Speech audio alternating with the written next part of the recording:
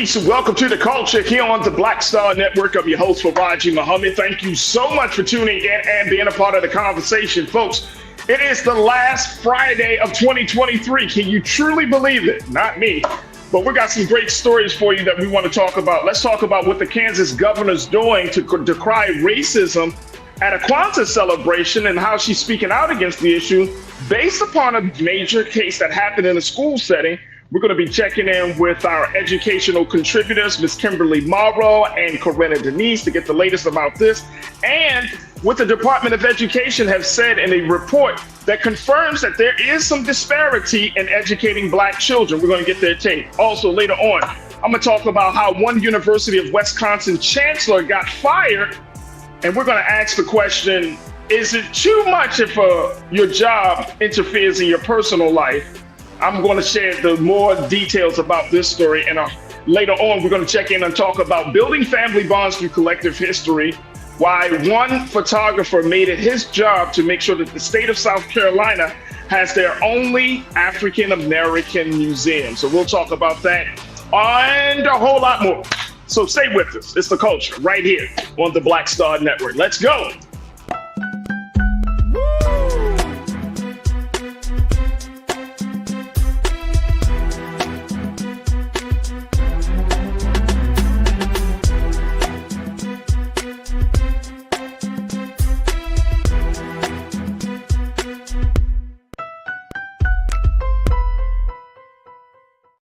All right, folks, welcome to the culture here on the Black Star Network. I'm your host, Farajii Muhammad. Thank you so much for tuning in and being a part of the conversation, folks. As it is officially the last Friday of the year.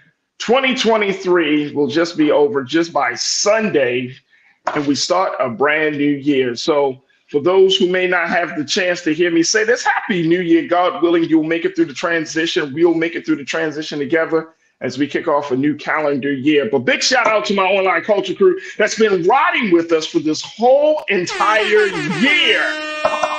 I cannot thank them enough, man. Can't thank you enough for being with us this whole year, folks. So much that has been discussed, so many topics, so many conversations. But you have made this year absolutely incredible. So big shout out to you. I see y'all in the chats right there. We're streaming live on a number of different platforms. You can check us out on our home platform of blackstarnetwork.com. Download the app, follow us on social media, and more importantly, we ask that if this last day of the year, last Friday of the year, that you give something. If you have enjoyed what we have been putting out, the content, the interviews, the conversations, the special streams that we do here on Black Star Network, and you're like, you know what, this is a network that's worthy of my support. Please, by all means, support us today. Download the app, follow us on social media, but give something to help us power us through this digital movement. Now, we're also on Amazon platforms, on Amazon News, on your Fire TV. You can check us out there on Amazon Prime Video. You can also check us out there. There you go. Prime Video app under Live TV, The News, or find us under Amazon.com under Prime Video, then the Live TV, The News, or you can find us on Freevee there.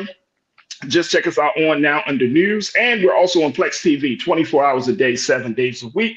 And we would love to connect with you there. Now, also, we're streaming on our various platforms, social media platforms. Check us out on Roland Martin's Facebook page. Big shout out to the culture crew on the Facebook page. There we go. There we go. Come on. Big shout out to the culture crew on the X platform. Thank you so much for tuning in and being a part of the conversation. And of course, big shout out to my online culture crew in the YouTube space. Pastor Damon Blissett back in the chat. He's going to keep regulating some stuff today. Thank you so much, Pastor. Big Brother Willie Frazier. Happy Friday, crew. Happy Friday to you, Big Brother Willie. Arlene Starks, I see you. Deidre Hall, I see you. Ming Lee, Natasha Surge, I see you. Who else we got? The ABX girl, my sister. Thank you so much for checking in. Cindy D, thank you for checking in. Singing Denise R. Hello, the culture crew. Hello, Singing Denise R. Thank you so much for checking in. When y'all come into the chat, make sure y'all hit that likes button, that thumbs up button, and so that way we can get the algorithms moving. All right, folks, let's talk about some of these things. I got two dynamic women joining me on the panel today. I cannot wait to hear all that they have to say. These are two fantastic sisters who are doing some fantastic work in a number of different spaces. And the first one, we know who she is. She makes her presence known all the time in the chat. And more importantly, she's doing the work of helping high school students getting into the colleges, and she's doing some political activism. I'm speaking of none other than my sister, Corinna Denise, is joining us as well. Corinna, happy Friday. Happy last day Friday of the 2023. Yes, and look, I want you to check something out real quick, what I wore for Friday for the last. What is that? For the culture. Look at that, my sister. My sister. This is the most. Guess who designed it? Who designed it? Black woman. I'm just gonna put this up real quick. What's her name? Put it out there. She got a look at me. You got a BJ's card. She's in collaboration with BJ's. Sheena okay. Miller. So what's her name? Another night, Sheena Miller, and I was like, okay, I had to pick it up, you know. No, let's see the shirt one more time, Corinna. Let's see the shirt. What it says? It's got a black afro. The black woman went rocking the afro for the culture. I love that. You think we can get her on the show? There we go. I hope so. I think we could Google her and find her contact. Can we Google her or something? Let's go. Look at it. I mean, we're promoting her product. Yeah. So she should pay us to do that.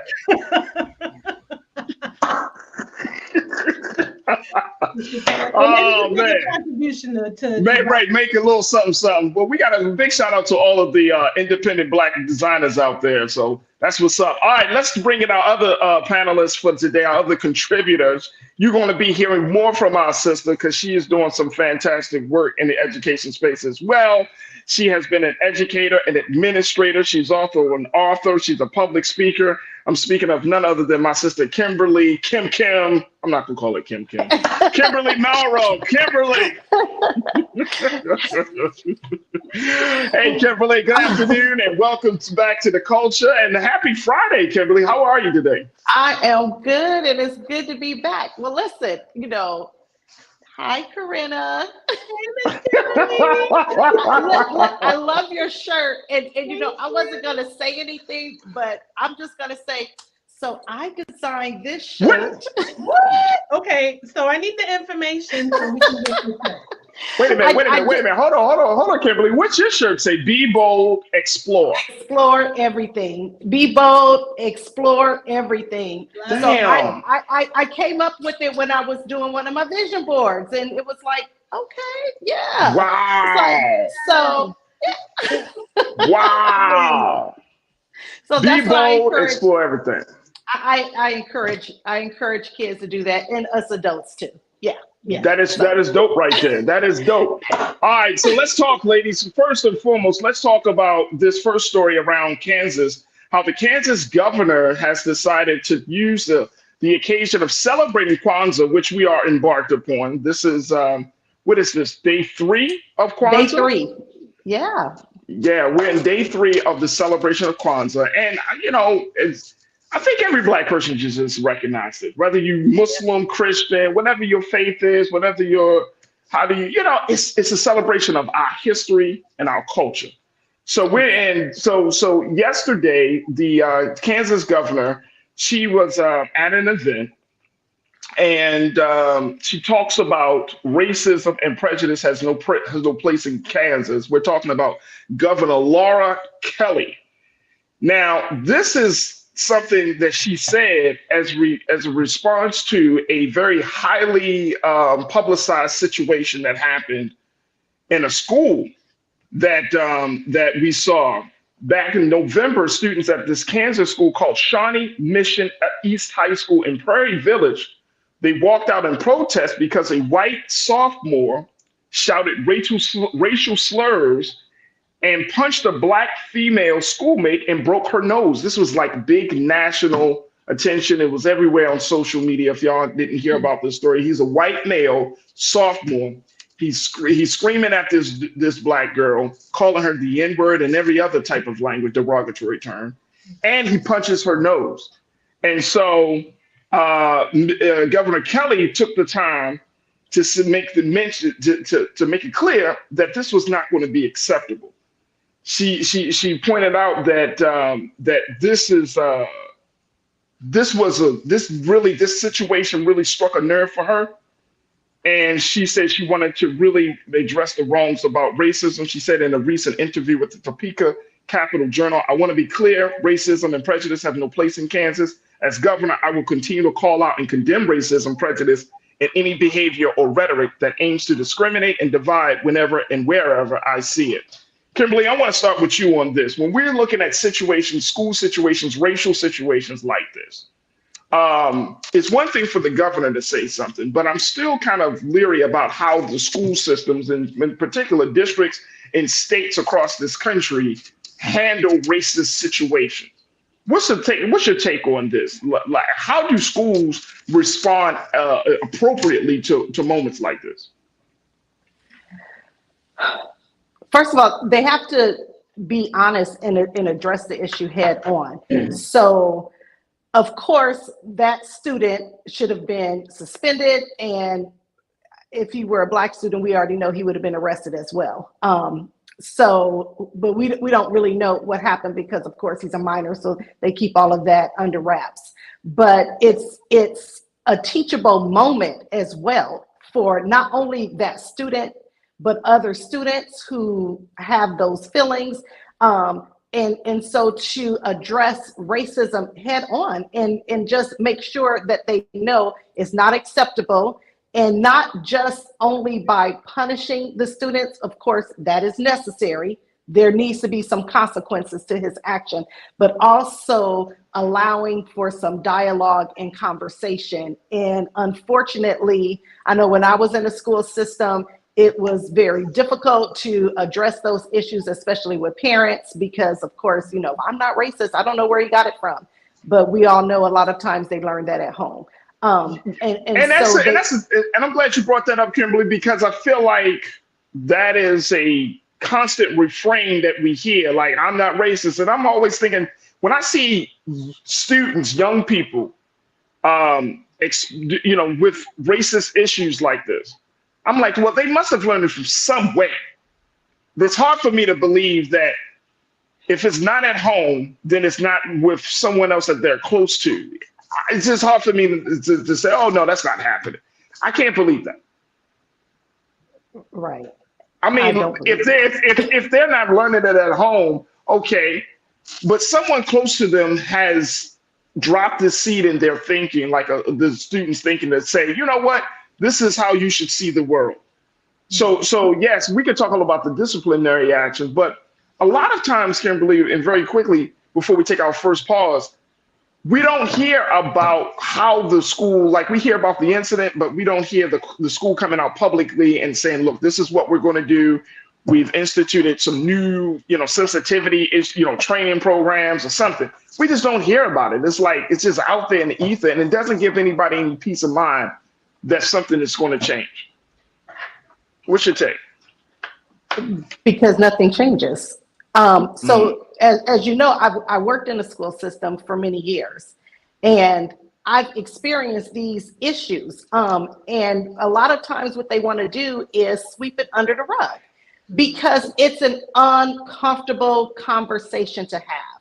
It's uncomfortable conversation to have with parents who are in denial. It's uncomfortable conversations to have with some of your staff members who feel that same way. So it's very uncomfortable, and you have people that they don't want to take on those hard conversations. And it takes an administrator, it takes a teacher, it takes somebody who does not mind taking on those hard conversations. And so that, I mean, there it is. It's getting swept under the rug. They don't want to admit that there is racism in their school. It's not, it doesn't happen here. We're not racist here. Our kids are not racist here. So that was a fluke. We're going to stay in a state of denial. We got to take our first pause. When we come forward, Corinne, I want to get your take on that, because I want to get a sense of how should students respond when racial incidents like this happen, and more importantly, what can the state of Kansas do moving forward. Also, got a quick correction, and big shout out to the crew, man. I always appreciate them, and this is part of the why this platform is important. Pretty Brown Mimi 726 Mimi, you said Farajii, it's actually day 4 of Kwanzaa. Today is cooperative economics. So, Mimi, thank you so much for calling us out on that and making that correction for us, because we truly appreciate it. We don't want to put out misinformation. So, again, thank you, Mimi. It is day 4 Kwanzaa, folks, as we're celebrating here at Black Star Network. See, this is what my team does. Y'all see this? Y'all see this? All right, let's go. We're going to take a quick pause. When we come back, stay with us. It's The Culture here on the Black Star Network. Jeez.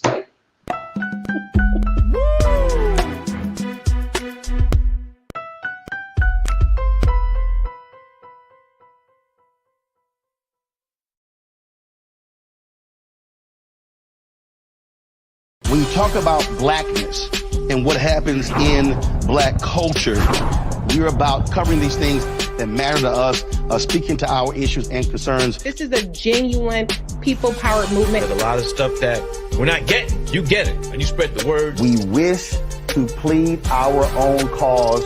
Too long have others spoken for us. We cannot tell our own story if we can't pay for it. This is about covering us. Invest in Black-owned media. Your dollars matter.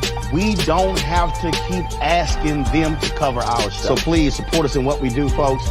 We want to hit 2,000 people, $50 this month, raise $100,000. We're behind 100,000, so we want to hit that. Y'all money makes this possible.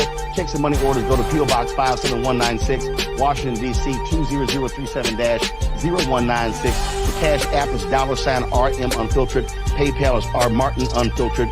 Venmo is RM Unfiltered. Zelle is Roland at RolandSMartin.com.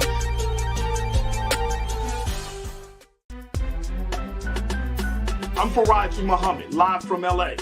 And this is The Culture. The Culture is a two-way conversation. You and me. We talk about the stories, politics, the good, the bad, and the downright ugly. So join our community every day at 3 p.m. Eastern and let your voice be heard. Hey, we're all in this together. So let's talk about it and see what kind of trouble we can get into. It's The Culture, weekdays at 3, only on the Black Star Network. Folks, Black Star Network is here. Oh, no punching! I'm real revolutionary right now. Support this man, Black Media. He makes sure that our stories are told. Thank you for being the voice of Black America, Roland. Stay black. I love y'all. All momentum we have now, we have to keep this going. The video looks phenomenal. See, this difference between Black Star Network and Black-owned media and something like CNN. You can't be Black-owned media and be scared. It's time to be smart. Bring your eyeballs home. You dig?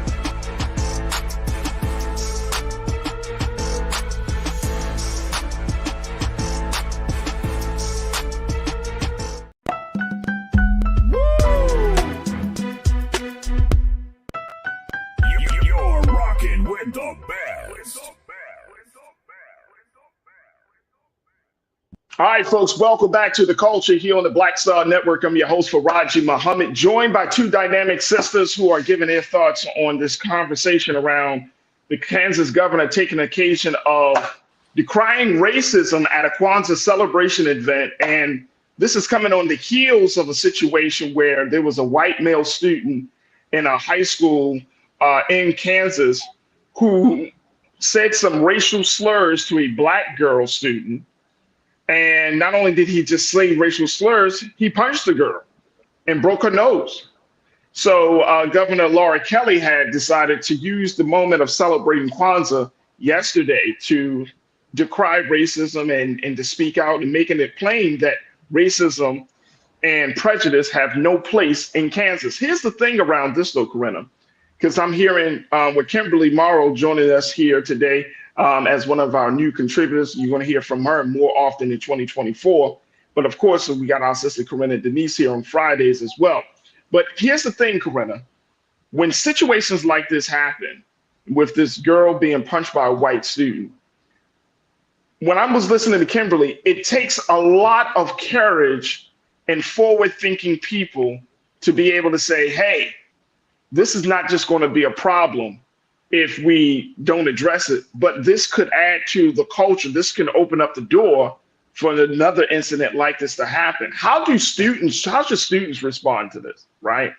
You know, they're one thing with some administrators who might be like, you know what, it is what it is. It'll kind of die down. In response to this situation, students walked out of the school. They protested. So talk to us about the importance of the student response to racial issues in school. Oh, most definitely. And, you know, I just want to quickly piggyback off of what Kimberly said before the break about being uncomfortable, right? You know, you have a lot of teachers who do not want to have, and even administrators, those uncomfortable conversations. And believe it or not, who's the most courageous in those situations more often than not are the students. I have actually been in settings where I have walked out in solidarity with my students for different reasons in protest, not necessarily with a physical altercation, but where maybe there was a discrepancy with a white teacher, you know, in all transparency. So I think our kids today are bold enough to know that they need to rally together and take action, and they need to speak up, right? Because it's their school, you know. And then let's talk about school culture, right? What's happening in the school? Were conversations not already happening, you know, with race, especially with the current temperament of the country right now? You know, a lot of things have kicked up, we've seen in the last 3 or 4 years. So what do those conversations look like? You know, I hope it's not a matter of just being reactive now, because we had a violent situation where someone was actually assaulted and called a racial slur. So this has to be something that's continuing to happen, right? Yeah. Around, even if it's just in homeroom, if they're like in maybe an advisory group or after school activities where they're having these conversations. But the students definitely need to rally together and have their collective voice. You know, I've also been in situations where students have, you know, come to me and some of my other colleagues, you know, asking for help, where we want to help, but we have to push them and encourage them to say, look, you guys have power in numbers, and you actually have more leverage if you're actually taking these concerns directly to the administration as a student body, you know, rather than us just being the liaison as a teacher. Because sometimes, unfortunately, I'm just going to go ahead and say it, even us as colleagues and teachers, when we take it to the higher level, you know, staff or administrators, sometimes they want to ignore it. You know, so it has a lot more power and it resonates more when the students are actually, you know, approaching it. And then I always tell them, look, you need to get your parents inside of this building. You know, you need to get your parents on the line, communicate with your parents, make sure they know what's going on so that they can be a positive reinforcement, you know, and an advocate for you as well when you're voicing these concerns. But definitely have to speak up. And like I said, more oftentimes than not, they are very courageous in doing so and won't hold back. It's usually those administrators and those teachers sometimes who don't want to have those uncomfortable conversations. Oh, yeah, absolutely. Karen Connor is one of our great culture crew members. Karen checked in and said, look, it's always comes from the centers of influence, talking about racism. And when children, Kimberly, when children express some racist tendencies, Karen is saying it always comes from the center of influence. You're talking about parents. She said parents, grandparents, other family, neighbors, and their friends. In some cases, older siblings also carry on legacies of racism. Would you agree with that? Oh, absolutely. Absolutely. Now, a few years ago, I had a student who, his parents were so sweet. They were wonderful, but he had fallen into a circle of friends, and he took on that whole thing with the swastikas and all of that. And it was very difficult for them. So what she says is true. It may not necessarily be the parents per se, but it's the people around them also that can, you know, heavily influence them. And he stayed on that path for a couple of years. Wow. Was he able to get off that path? Oh, yes. Oh, yes, he was. He was. Okay. He's turned into a completely different, he's a different adult now. But I actually witnessed that, and his parents were truly good people, and just were at their wits' end with him. So it is your sphere of influence. I definitely agree with her on that. Let me ask you, let's talk a little bit, and I'm glad that you pointed that up, but let's talk about something that Corinna just discussed, which is school culture. that when students decide to take matters into their own hands, and I'm not talking about the violence, I'm talking about in response to the violence, like walking out and protest.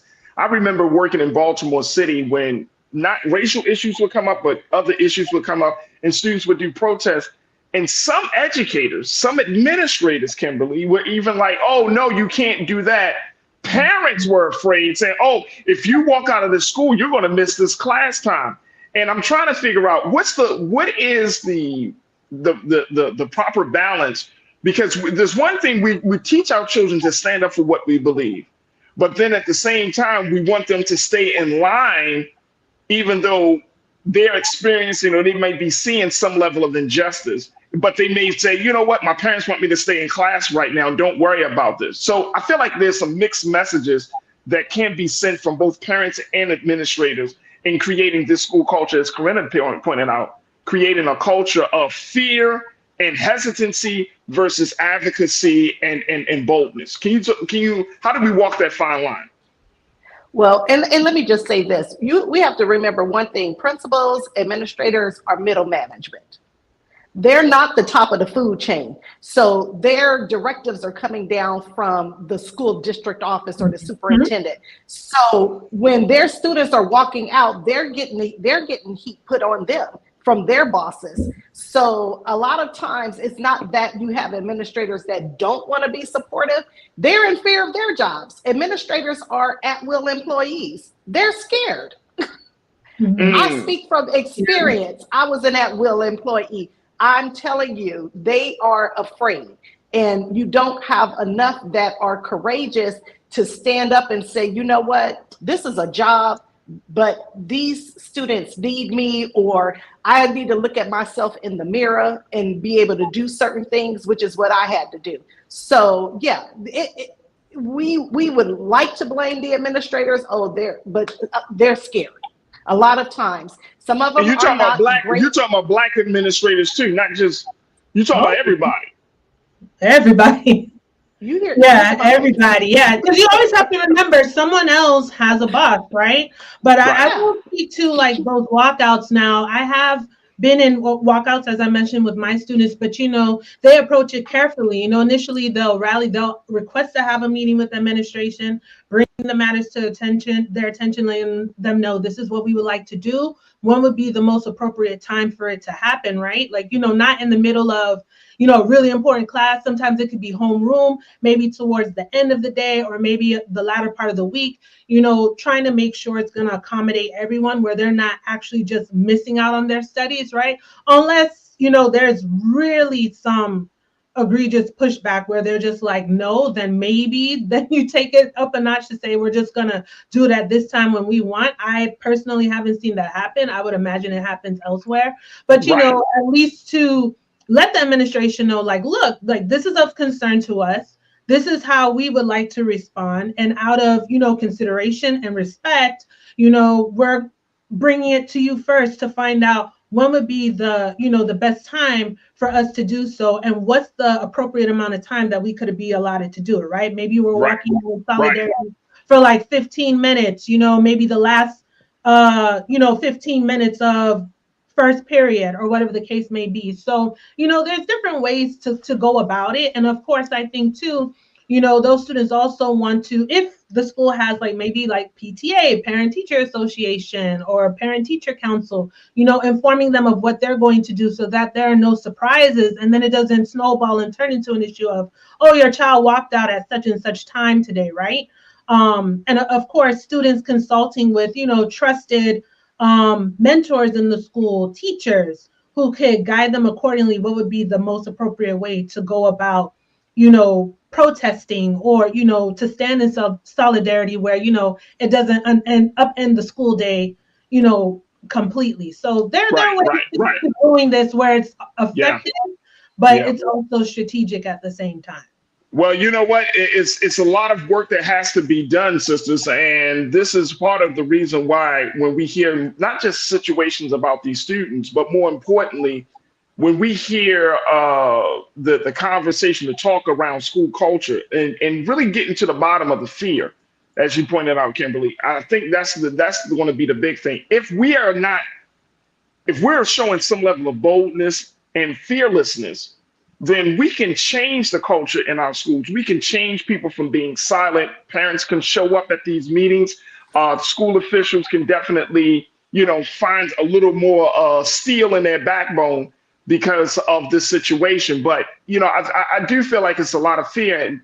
And when the students have more boldness, when they have more strength than the parents or the adults in the school, that's a problem.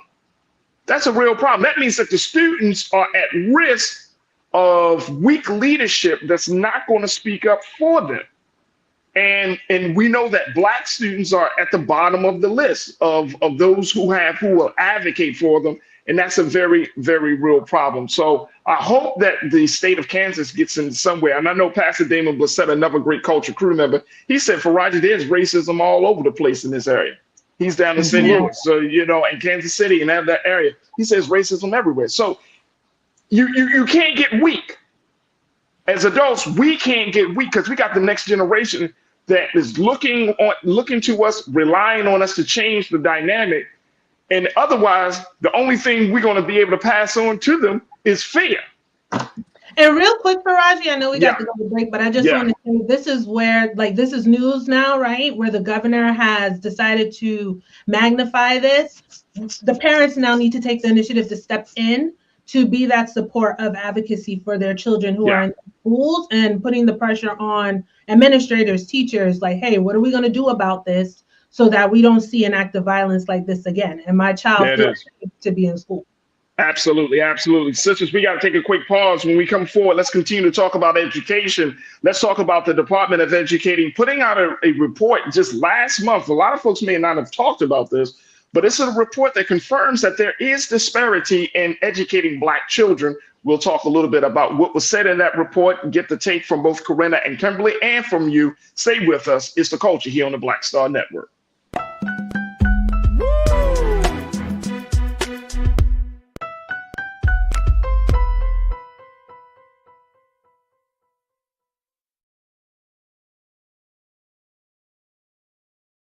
Folks, Black Star Network is here. Oh, no punches! I'm real revolutionary right now. Support this man, Black Media. He makes sure that our stories are told. Thank you for being the voice of Black America, Roland. Stay Black. I love y'all. All momentum we have now, we have to keep this going. The video looks phenomenal. See, this difference between Black Star Network and Black-owned media and something like CNN. You can't be Black-owned media and be scared. It's time to be smart. Bring your eyeballs home. You dig?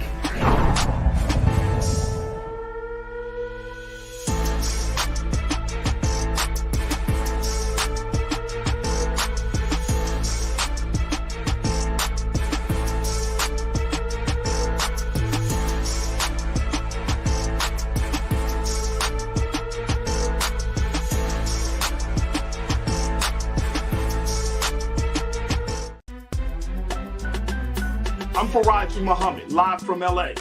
And this is The Culture. The Culture is a two-way conversation. You and me. We talk about the stories, politics, the good, the bad, and the downright ugly. So join our community every day at 3 p.m. Eastern and let your voice be heard. Hey, we're all in this together. So let's talk about it and see what kind of trouble we can get into. It's The Culture, weekdays at 3, only on the Black Star Network. When you talk about blackness and what happens in Black culture, we're about covering these things that matter to us, speaking to our issues and concerns. This is a genuine people-powered movement. There's a lot of stuff that we're not getting. You get it, and you spread the word. We wish to plead our own cause. Too long have others spoken for us. We cannot tell our own story if we can't pay for it. This is about covering us. Invest in Black-owned media. Your dollars matter. We don't have to keep asking them to cover our stuff. So please support us in what we do, folks. We want to hit 2,000 people, $50 this month, raise $100,000. We're behind $100,000, so we want to hit that. Y'all money makes this possible.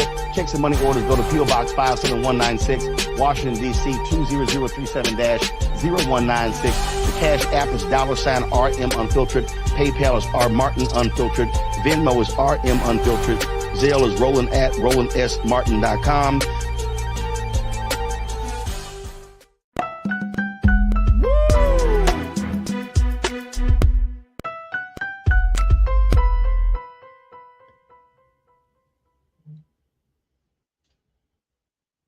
All right, folks, welcome back to The Culture here on the Black Star Network. I'm your host, Farajii Muhammad. Thank you so much for tuning in and joining me as I am being joined by two dynamic women, Corinna Denise, college advisor, who is a political strategist as well, an activist. And then we're also joined by Miss Kimberly Morrow, who is a longtime educator and administrator. She's an author, she's a speaker, and she'll be joining us here on The Culture here in 2024. So we've been talking about the state of education.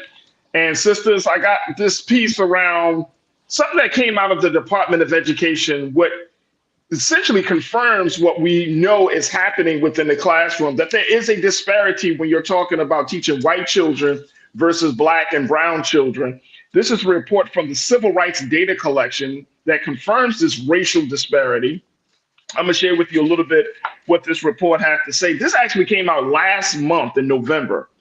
And the root.com did a story around it, but then I didn't hear too much about this too much. So I was like, wait a minute, hold on. Maybe we need to kind of go back and take a look at this and start some new conversations around this. But take a look at this, folks. According to the report, Black and Latinos have less access to advanced placement courses, certified teachers and counselors than their white counterparts. A disturbing disparity that impacts their overall well-being and puts them at a disadvantage when it comes to college readiness. It also says that access to advanced placement AP courses can give students an advantage when applying to college, giving them priority in admissions decisions and access to scholarships. But while Black students made up 15% of all high school students, they only represented 8% of students enrolled in AP science courses and 6% of those in AP math. All right, Corinna, this is right in your wheelhouse. I'm gonna start with you on this one, right? Get your take on this. What does this mean? Like, okay, we recognize that Black and Latino students have less access to these AP courses. What does that mean? Does that mean that this is the onus of responsibility lies on the district? Does it lie on parents and of these students to get them into a better place, you know, educationally, get better grades so that way they can qualify for this? What does that mean as a college admissions advisor? I think that responsibility kind of relies on some of everyone that you just mentioned, right? But especially the districts, because you will have some districts who emphasize, oh, we are college ready, but they don't have the resources in place. And I have mentioned here on the show before that I have visited schools, you know, who only have maybe one AP class, believe it or not, or have maybe 5, or some might have 8, but everyone doesn't offer the same amount of AP, right? Maybe they don't have the teachers who can actually teach those courses, or for whatever reason, they just haven't looked into it. And I just want to throw out there, when it comes to college admissions, you'll find that a lot of schools, right? These colleges, when students are applying, when you send your transcript as part of your application, they also like to see the school's profile so that they can do a holistic review of their application, looking to see if the student took advantage of the coursework that was actually available to them, right? Because it wouldn't be fair to penalize a student who might not have taken, you know, a handful of AP courses. Well, how can I take them if they're not even being offered to me at my school? So at least they can see the profile to see, okay, this is what's being offered. This is what the student took advantage of. But yeah, I mean, we definitely would want to see more of those advanced placement courses, right? Of course, if you get a 3 or higher, you could get college credit. But even if you don't earn the college credit, it adds a nice weight to your GPA. It shows that you're ready for college-ready coursework. But yeah, there is a disparity where you'll see like there is more access to white students, right? And predominantly white schools where they are getting these additional classes, right? Where they're getting into highly selective colleges for a whole other bunch of reasons, you know, and advantages that they have specifically to that group, unlike our Black and Latino students. But yeah, I think it's definitely the district. But how do we get the district to take that initiative, right? That again comes from the students, the parents, the teachers. You know, what do we do to get college ready? And especially those communities also want to, you know, cultivate those relationships with admissions representatives, especially like your guidance counselors, college advisors, and counselors in the school, to kind of advocate to say, hey, we need to add this into our curriculum so that our students can have, you know, a better chance and be more competitive when it comes to applying to colleges. But yeah, there are a lot of disparities, unfortunately, with Black and Latino students. Absolutely. Kimberly, Kimberly, I'm wondering, when it talks about the fact that, not only are AP courses not really being offered and our representation in the courses are very, very low. It also states in this report that the level of social and emotional support for students of color receive, the data shows that Black and multiracial students were 1.2 times more likely to attend a school with a police officer or security guard, but no counselor. So we're also looking at, from the AP courses getting into advanced placement, we're looking at them students being in spaces where they're seeing more police officers and less counselors, less social emotional assistance is being made. And according to the Education Secretary Miguel Cardona, he calls the results appalling. He said, "We view education as a springboard that puts the American dream within reach, yet access to educational opportunity in this country remains unequal." What is there schools that are doing something to change this? Is this just on individual schools or districts? Because this has been happening for at least 50 years, Kimberly. It is. And you know what? It angers me so much because I've actually seen this as a WASC person, going out to visit the schools. And so you have this loop, this cycle. Well, the reason why we don't offer those AP courses is because the students don't want to take them. And then, so they have all of these excuses. You're saying that that's why. I'm sorry, you're saying that that's the reason that administrators give for not offering AP courses to Black and brown students. Yes, that's one of the reasons. One of the reasons. That yes, not because we don't qualify, but they're going to put it on the students to say it's the students' fault for not taking them. They don't want to take them. So it's not truly a college-going culture school if you're not even offering classes that will send them to college. But one of the things I wanted to say that came up in the last part was, this job is not for the weak. When you choose to go into education, this job is not for the weak. It's for the strong.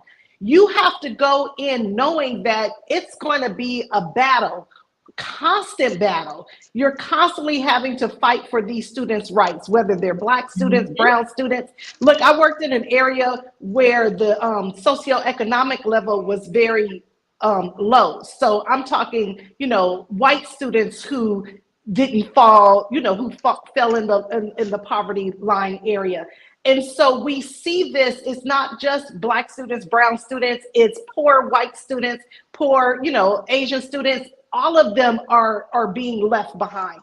And it's so frustrating because they'll take you in this circle. Well, the reason why we don't do it is because the students don't want it. And the students are like, no, we want the classes, they're just not offering them. And so somebody has got to step up for these students regardless. And I would always tell the parents, look, you have way more power than I have. There's only so much I can do. Yeah. But if they're hearing from you as parents, trust me, you're going to move the needle further than I'm going to move the needle. And so it's a matter of getting these parents on board and really explaining to them what their power is. The power, because like Corinna said before, it's everybody working together. It's not just the school district. It's not just the parents. It's not just the students. I know I'll see teachers say, well, if the parents did this and the schools are, and the parents are saying the schools need to do this. No, we all have to work together. We have to work together to bring about this change. So when you say, Farajii, is it the school? Who is it? It's everybody. Everybody has dropped the ball for whatever reason, for whatever reason. I think, I know we got to take another pause, but I think that is the problematic part, because even though we all know that we are all responsible, no one is taking responsibility or initiative. No, or the initiatives, and I'm not saying no one is making a blanket say. I'm just saying that, of course, you got in every single school, you got some parents who are just on it. They're at the meetings. They're constantly, involved in their children's education. They created IEPs and all other types of plans for their children and for the students. But I'm saying in mass, education has lost its shininess for Black America. In mass, we're not riding that, because I think that part of it, and I mean, some folks might get upset with me, but I think that because it's contextualized, you get a good education to get a job versus you get a good education for self-development and community service. I think that those things kind of get mixed up. So people are like, oh, I can get a good job. I don't need to go to school. I don't need to be in these AP courses, versus saying, no. You go to school because you want to become a better person. You want to learn how to sharpen your emotional maturity. You want to learn how to do your critical thinking skills and take that to a higher level. You want to learn how to read and comprehend words and use words better. This is not about a job. I think we have I think we have the wrong goal at the end of the day, Kimberly. Yes. You got 30 seconds. I'm gonna allow you to say something to that. 100%, I agree. And I know for my generation, that is what we were taught. You got to get a good job. And it still lingers. And when I was in a classroom, I was like, look, forget, the students were like, what's my grade? What's my grade? What's my grade? I don't care about your grade per se. I care that you learn. I care that you learn these skills. I care that you learn this information. And even in schools, they're so caught up in grades. Yes. And everything is about grades and image and this and that. Right, and test scores. Come on, Kimberly, we got to say it now. There you go. But everybody talking about some damn test scores. It's not about grades. It's not about test scores. It's about the love of learning. It's about, like you said, the critical thinking skills of how to communicate. So some of these kids, they have high test scores. They don't know how to communicate.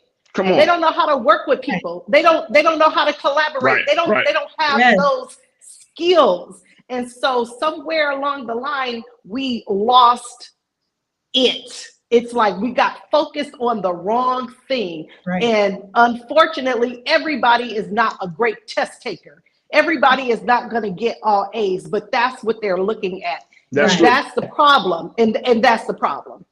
That's the great word. Come on, the doors of the church are open. She just gave a whole word. Come on. That's that, right? Because it's like it gets to the point now where you're teaching to the test. And are the kids, it's just a matter of memory, right? Like I'm memorizing this information, but am I retaining it? Am I learning it? Can I, can you apply it to someone else, Yeah. So, yeah. You just said a whole word there.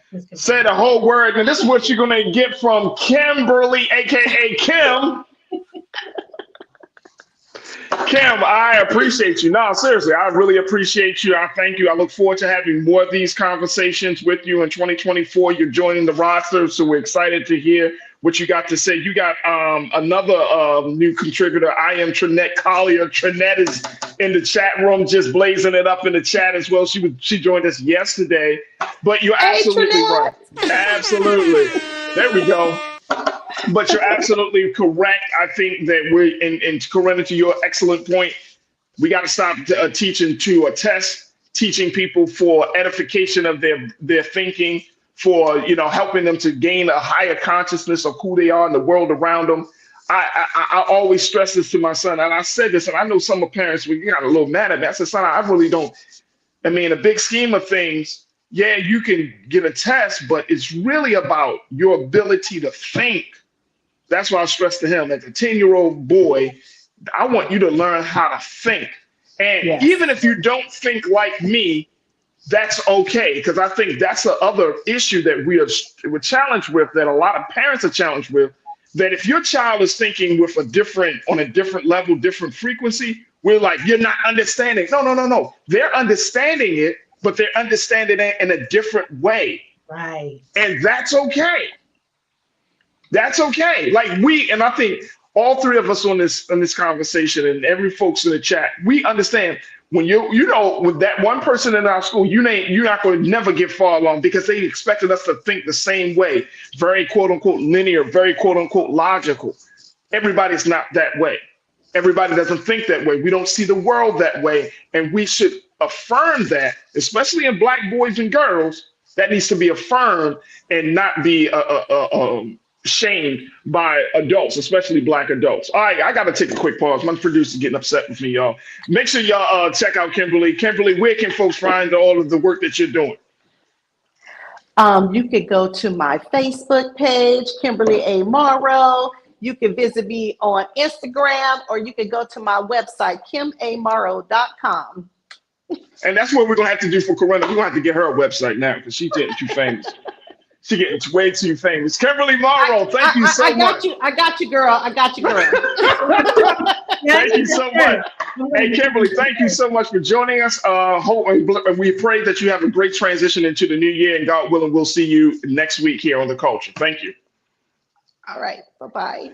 All right, folks, we got to take a quick pause. When we come back, me and Corinna are going to chop it up a little bit more about a case in Wisconsin. Wait till you hear the details of this case, because I'm asking the question, when does your job stop having authority over you, especially when it comes to your personal life? Is that at 5 o'clock or never? We'll talk a little bit about this. Plus, let's talk about history as we're continuing to celebrate Kwanzaa here at Black Star Network. So stay with us. Conversation is up next right here on the Black Star, on The Culture, here on the Black Star Network.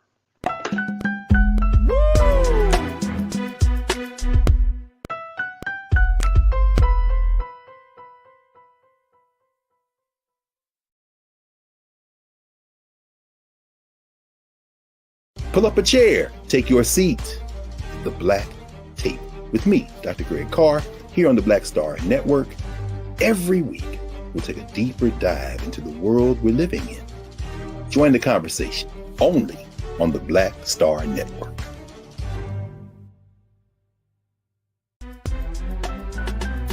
I'm Farajii Muhammad, live from LA.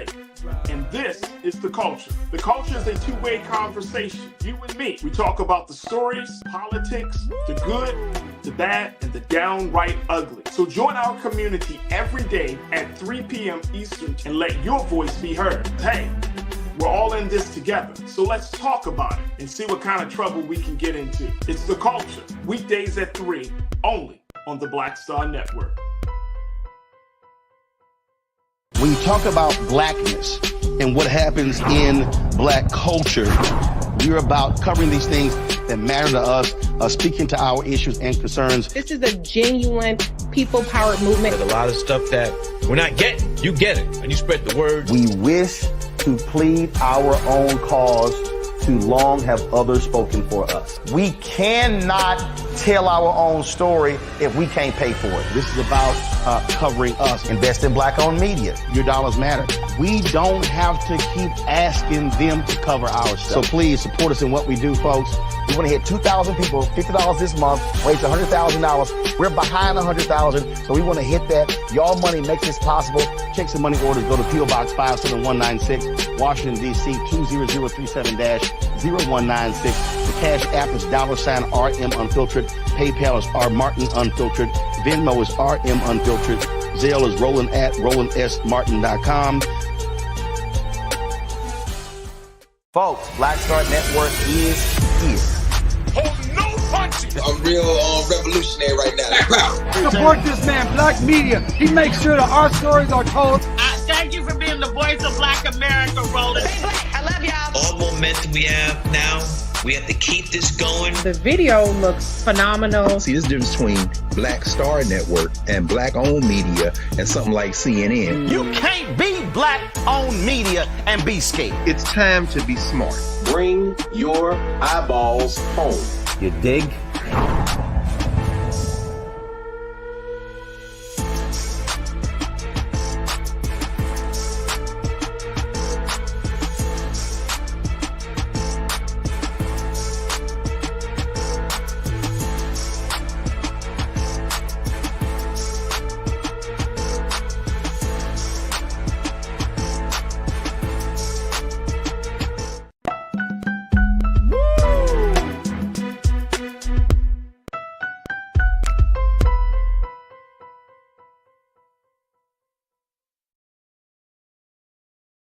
All right, folks, welcome back to the culture here on the Black Star Network. I'm your host, Farajii Muhammad. Thank you so much for tuning in. Joined by my sister, Corinna Denise, who has been joining us all this year. I mean, she's been on the culture, doing her thing, having a fantastic year with us. Man, she traveled the world. It's been a year. I just realized that. And we both have longer hair now, too. You know? A lot of new growth. A lot of new growth. It's been a pleasure. A lot of soul growth. A little soul growth. You know what I'm saying? Like I look at Corinna, I look at my hair sometimes and I'll be like, damn, I got locks. You know, you wake up, you're like, damn.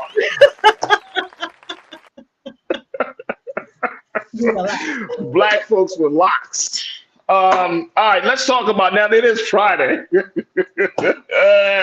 Friday. Okay. 2023 is over. Can you believe it? 2023 is over. Now, look, here's what we're not going to bring into 2024. Ignorance. All right, let's talk about this because I know the crew, everybody like, what you talking about, Farajii? All right, check it out. Imagine, all right, let me do a one shot on this. Let's do a one shot on this. Then we're going to bring Corinne back in. Y'all, check this out. Imagine you doing your thing with your spouse or your significant other. Now imagine your job finds some stuff of you doing your thing with your spouse or significant other. Imagine your job firing you for doing something with your spouse or significant other. That's what happened in the University of Wisconsin. All right, let's bring Corinna back in. That's what happened. 63-year-old chancellor from the University of Wisconsin. I'm telling you, and this is why I'm going to bring this up. The 63-year-old chancellor from the University of Wisconsin was recently fired because him and his wife had some porn videos online that were discovered by the University of Wisconsin. Now, here's why I think this is an interesting story. The interesting part is, one, this is his wife. Two, according to the now fired chancellor, he said, we've been making videos and books for years. And then three, the Board of Regents from the University of Wisconsin system, they terminated this chancellor after, quote unquote, discovering sexually explicit videos. According to the chancellor himself, Mr. Joe Gao, he said that they wanted to take their activities that he has done with his wife to a more modern mainstream space. So he puts it on porn sites. He said on those sites, we don't make mention of our roles or jobs or anything. We just do what we do with each other. She's got a point. She's an icon. She's a legend. My thing is, when the job goes too far, because here's what they said, the University of Wisconsin. Let's put up the first quote, please. And I want y'all to give me y'all take on this, crew. Let's put up the first quote. The Board of Regents of the University of Wisconsin system, they terminated 63-year-old chancellor from his position after discovering sexually explicit videos he made with his wife, according to statements from the officials and reporting from major media outlets that interviewed the ex-chancellor.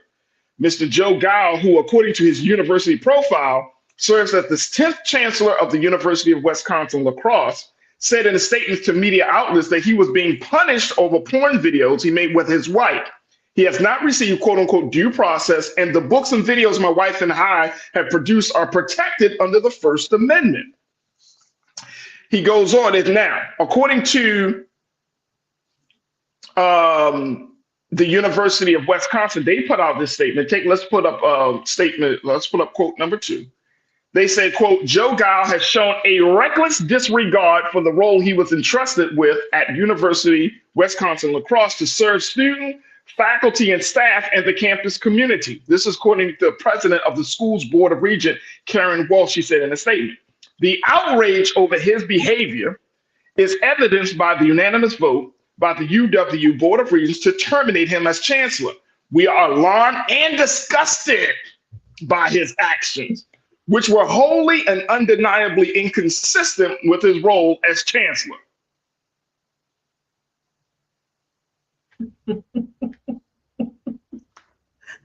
I just find this so amusing. Like the first thing, he's doing this with his wife. This is not like a side chick, little sneaky link. Yeah, it would have been more scandalous if it wasn't his wife, right? It would have been more scandalous. He said he's been doing this for years. My question is though, Corinna,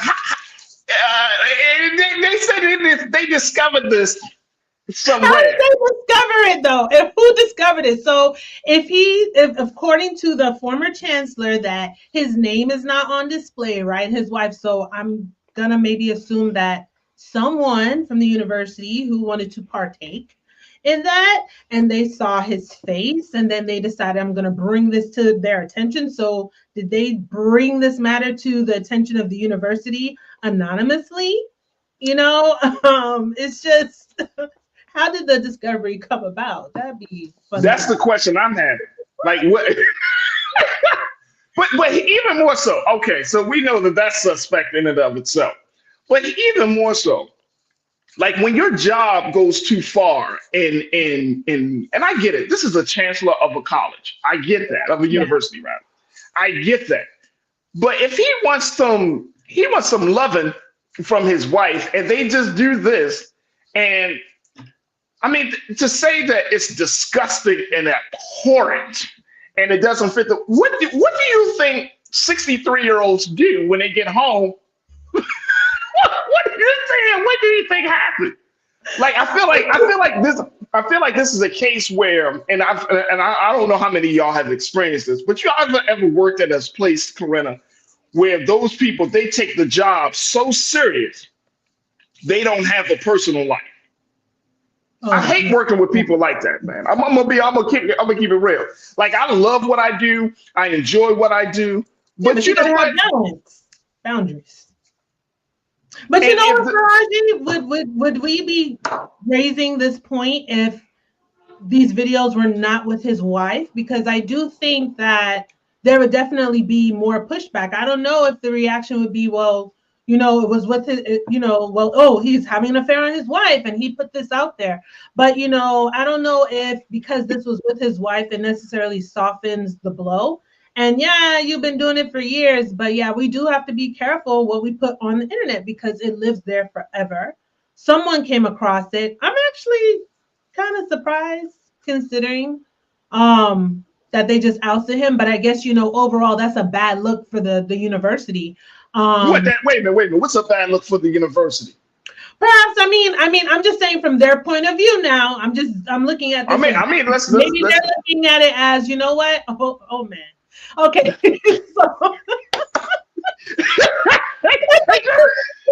you know, maybe they're just thinking like, oh my goodness, we got to get rid of him. We discovered this video, but you know, maybe they're thinking that other folks might see it. So I don't know. I'm trying to understand the motive behind them saying, okay, we found these videos of the chancellor with his wife online. We have to oust him. And I do wonder how it would be if I think that's overreach. I think that's overreach. Yeah, I think that's overreach. I really don't have an opinion because this is just kind of odd. But yeah, it could be you think it's overreach because it's his wife? What if it wasn't his wife? No, I'm not talking about it's overreach because you're trying to act as if this man is not married, that he still doesn't have intimate relationships, right? And essentially, even though he's let's keep it real. Well, you know what? I'm gonna take a quick pause because before I even say this, I know it's gonna open up a can. So I'm gonna take a quick pause. We're gonna take a quick pause as we talk about the situation of the University of Wisconsin ex-chancellor being fired for posting porn videos of him and his wife online and the school discovering it. and saying that this is a no-no for his role. What's your take on this? Post your comments on the chat as we're streaming live on Roland Martin's YouTube page, Roland Martin's Facebook page, and on X. Stay with us. It's The Culture here on the Black Star Network.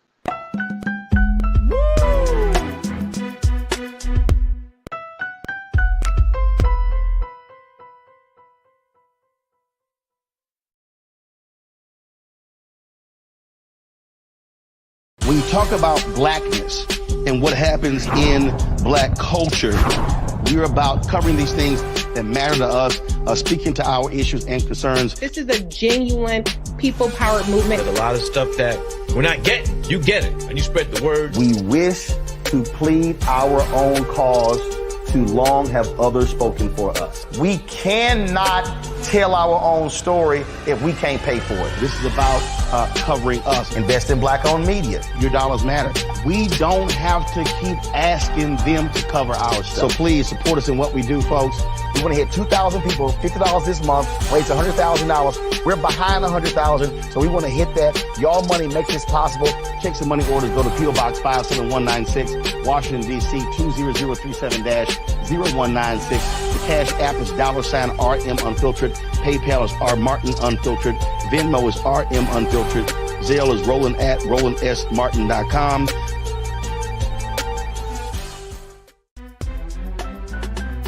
I'm Farajii Muhammad, live from LA.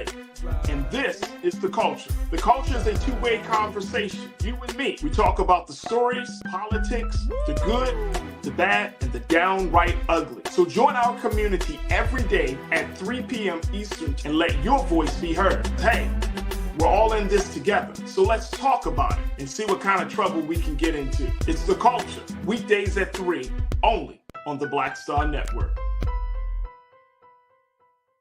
Folks, Black Star Network is here. Oh, no punches! I'm real revolutionary right now. Support this man, Black Media. He makes sure that our stories are told. Thank you for being the voice of Black America, Roland. Stay black. I love y'all. All momentum we have now, we have to keep this going. The video looks phenomenal. See, there's a difference between Black Star Network and black-owned media and something like CNN. You can't be black-owned media and be scared. It's time to be smart. Bring your eyeballs home. You dig?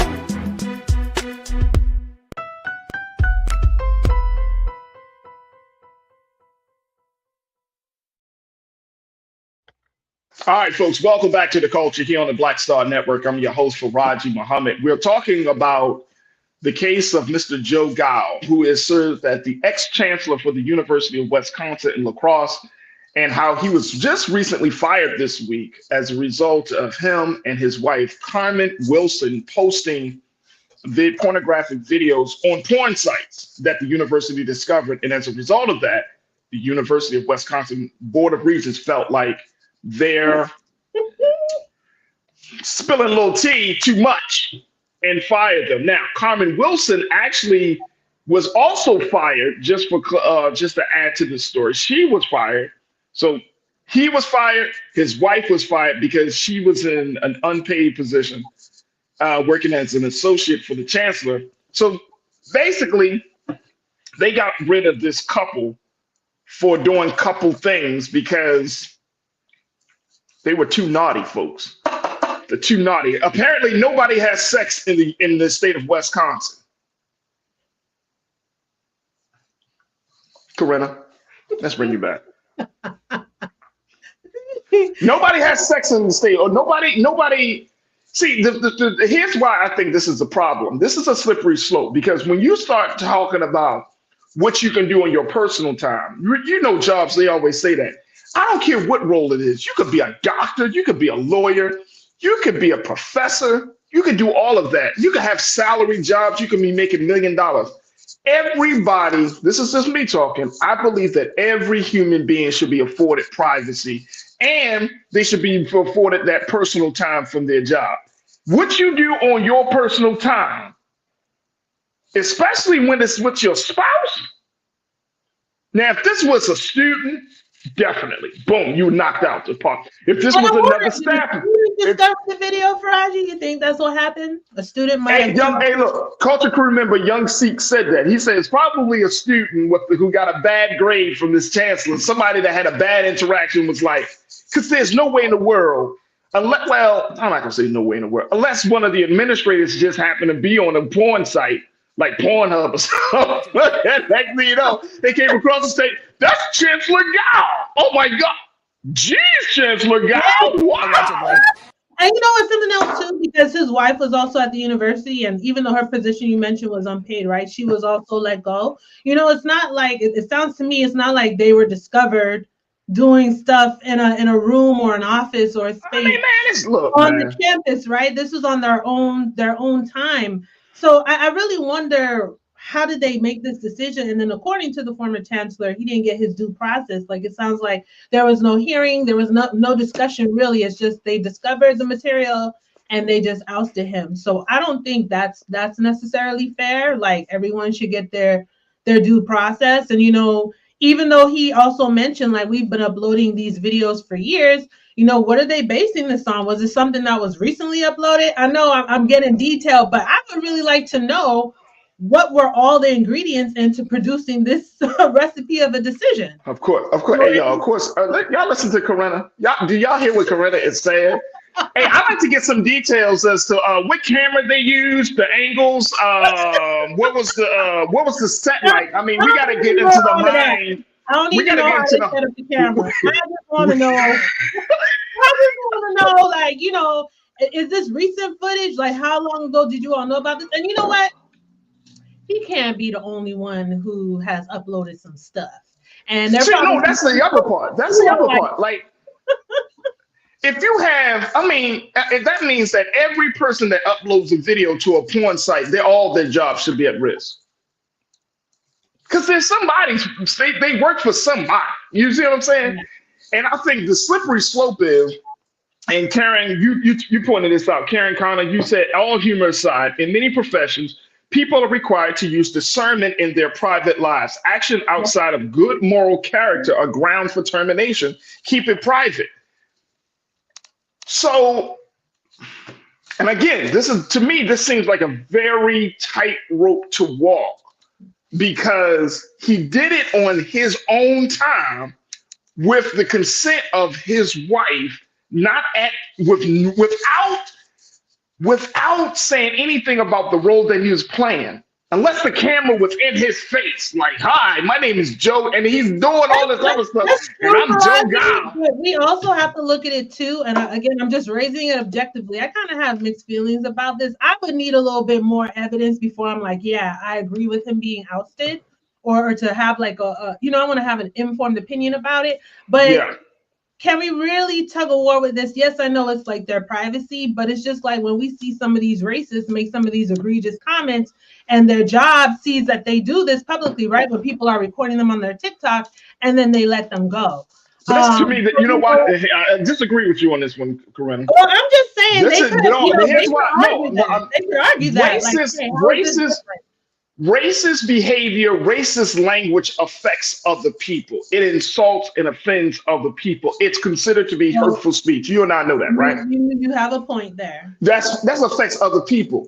You and your wife doing your thing don't affect other people. Okay, and I know this might sound crazy for me, but I'm just saying.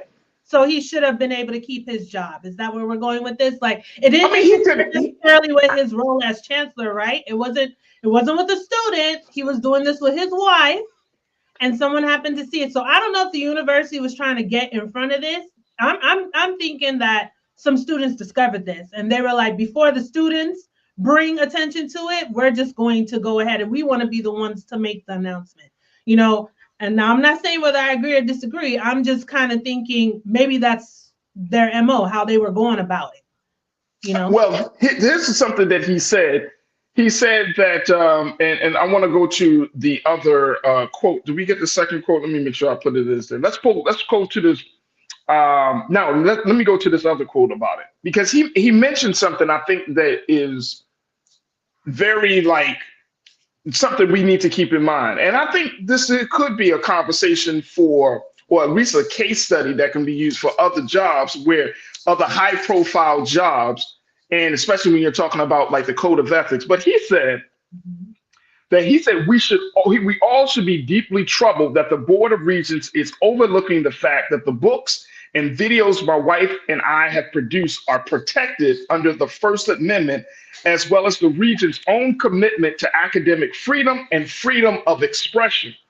He said, what's more, I received no due process from the board. I was not informed of any policy that I allegedly violated, nor was I given a hearing to present my side of the story. Now, see, that right there, I think, is where they messed up, because now he can sue for wrongful termination.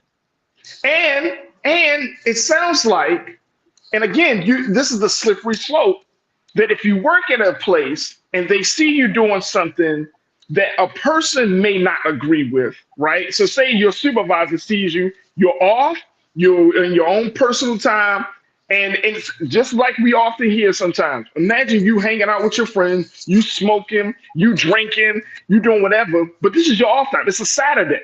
And then somebody says, Corinna, we saw you at this place doing such and such and so, we gotta let you go because it doesn't fit. You're raising some good points as we're like kind of walking through this. You're making some good points, because if this is on his personal time with his wife and this isn't interfering with his job, then why is the firing justified? But again, I think where they really messed up too is they didn't even give him a hearing. So he didn't get the due process. And, how can they be so sure that this was him? Even if they're going to base, well, we saw you, so we're going to fire you. But how do they know without any reasonable doubt that this is who was on that website, right? This is who the video is. Well, now he obviously he's admitting it, right? Because he did mention that him and his wife have been doing these videos for years. But it's like, there's also some secrets there. Like, what are they basing this on that they ousted the man? But yeah, I can see they got a lawsuit coming, I'm pretty sure, with wrongful termination, because you didn't even make it clear, okay, look, you violated this policy, right? You shouldn't have done this. It's just like, oh, we discovered this and you're out, right? And then who is the source? So I would imagine it's just like I could come to you right now, Farajii, and say, I saw a video of so-and-so. What are you going to do? You're going to go online and Google it and look it up to make sure? Right. That's true. I'm telling you, right? Like, you got to fact check my information. So yeah, this is definitely a little messy. And to your point, definitely a slippery slope. I mean, I could see it being argued in a bunch of ways, right? Like I said, I'm thinking maybe a student side. I'm not saying it's right. And like I said, I just need more details. Y'all know I'm very analytical. I need more details to make a decision. But just on what we have, yeah, the firing doesn't sound like it's justified. Because, I mean, do you have enough evidence? I don't know. And then maybe they were just looking for a reason to get rid of him. Sometimes that happens too. And this opportunity came up and they went for it. I mean, and it could be a lot of those things. And this is not about a person, I see a lot of folks in the chat saying you got to keep your stuff private, right? But you can't legislate people's behaviors nowadays, especially in a time and a culture where people are open about sexuality and things, right? And there are spaces online and in person where a person can do certain things in a certain privacy space, right? So if you're posting your videos, and I know this might sound crazy coming from me, but I think that it's a serious, dangerous precedent if we say that somebody can't do something because of their job. I think that's a dangerous precedent, especially if they're still doing the job well, especially if they're doing this quote unquote violation on their personal time. Because when does the job time over and the personal time begins? Because even if y'all see me in the street doing some wild stuff, right? You can't be like, well, Black Star Network should fire Farajii because I seen him doing A, B, and C. And it's like, okay, I'm a host, but I can't be I can't do anything else. Imagine if we are all confined to the roles that we play at the job. Well, that's true. And here's the other thing. Whose morality dictate whether something is good or not good? If that man is he's with his wife in the comfort of their own home, and they're doing something privately, right? And then he still posted it's whatever. Privately, but they decided to share it publicly. But there's a space for that. Well, yes. There's a space for that, right? So do you get mad at him for doing the act, or do you get mad at him for posting the act? Look, at the end of the day, and Lise just mentioned a good point, behind the scenes, basically saying like, the university, they're going to do whatever they need to do to salvage their reputation. Because imagine what the conversation would be if this was discovered. What's the reputation? Wait a minute. Hold on, Corinna, real quick. What is the damage to their reputation that their married chancellor has sex with his wife? I'm not saying it would damage. I'm just saying the married chancellor. Oh man, this 63-year-old, he's putting in work. About, because then, it's like, it feels like you just can't win. Because then the other side, they're going to be like, oh my gosh, the chancellor was caught putting out these videos with his wife and he's still in his position, right? Like, there's always going to be some sort of conversation. I doubt it. But wait a minute, hold on, Corinna. What college student do you know of that's going to be like, oh my God, the chancellor has sex at 63? I mean, no. What college student is like that? College student? Do you know? Look, if I was the chancellor and a student did that, I would be like, and what videos do you have of some random party? Your videos are probably, y'all remember them Girls Gone Wild videos? Yeah. Now everybody quiet in the chat. Everybody quiet in the chat. Nasty situation, and I have to be honest, when I initially saw the topic, I was just like, what in the entire hell? Like, this is... Look, man, look, check this out. I think that it's a precedent. We got to look at it. I know we got to take another pause. So it's a precedent. We got to take a look at it. But if we start trying to legislate morality, quote unquote, or try to dictate somebody's behavior, I think that's like one of those whack-a-mole situations. You get one down and something else pops up. I don't think it's worth the time and effort. Lise just shared something else. So would it be okay if our president had a sex tape? Let's go back to but the president, right? Wait a minute, time out. Hold up. All right, let's do that. Let's take a break. We're going to give a little bit more time to this because you want to make a point, so I want to hear you out here. Let's take a quick pause. Folks, continue to post your comments in the chat as we're streaming on Roland Martin's YouTube page, Roland Martin's Facebook page, and of course, stay with us. It's The Culture here on the Black Star Network.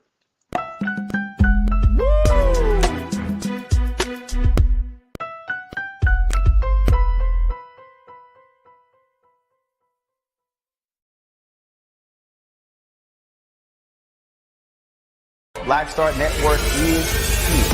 Oh, no punch! I'm real revolutionary right now. Thank you for being the voice of Black America. All momentum we have now, we have to keep this going. The video looks phenomenal. See, there's a difference between Black Star Network and Black-owned media and something like CNN. You can't be Black-owned media and be scared. It's time to be smart. Bring your eyeballs home. You dig? When you talk about blackness and what happens in black culture, we're about covering these things that matter to us, speaking to our issues and concerns. This is a genuine people-powered movement. There's a lot of stuff that we're not getting. You get it, and you spread the word. We wish to plead our own cause. Too long have others spoken for us. We cannot tell our own story if we can't pay for it. This is about covering us. Invest in Black-owned media. Your dollars matter. We don't have to keep asking them to cover our stuff. So please support us in what we do, folks. We want to hit 2,000 people, $50 this month, raise $100,000. We're behind 100,000, so we want to hit that. Y'all money makes this possible. Check some money orders. Go to P.O. Box 57196, Washington, D.C. 20037-0196. The Cash App is $RM Unfiltered. PayPal is R Martin Unfiltered. Venmo is RM Unfiltered. Zelle is Roland@RolandSMartin.com.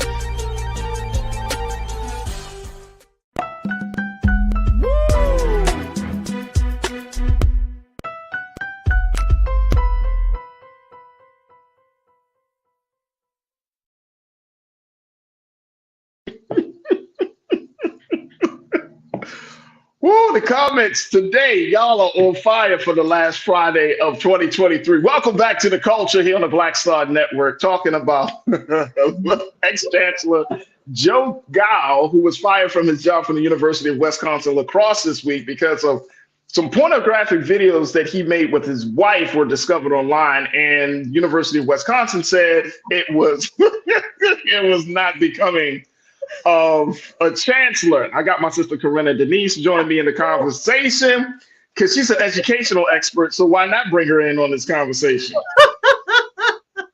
This particular area, yeah, I don't. But yeah, maybe he should have hired you for his attorney because you're doing a good job arguing. No, it's not. It's not. Look. I mean, because it's very hard. Now, I know some people might say, "Well, Farajii, look, I know I'm reading the comments from the crew, man. I can't even say some of these comments, but some of them." Look, Mingley Natasha Serge, you said teacher stood on business, though. He said he's been doing this for years. My man was like, "Hey, I've been doing this." He was doing it before he got that chancellor position. That's what he wanted to solidify that. Make sure. I love it. That's funny. That's funny as hell. Pretty Brown Mimi, you said, Farajii, if I ever see you out smoking a J, I'll pretend I don't see you. Your content is too good to lose. I appreciate that. The sad part is that because we do this online, y'all see me and I can't see you. You got oh, snap! You'd be like, oh, snap! It's maybe 7:26. You gotta be very discreet. You know, if you put your eyes open, somebody's always watching you.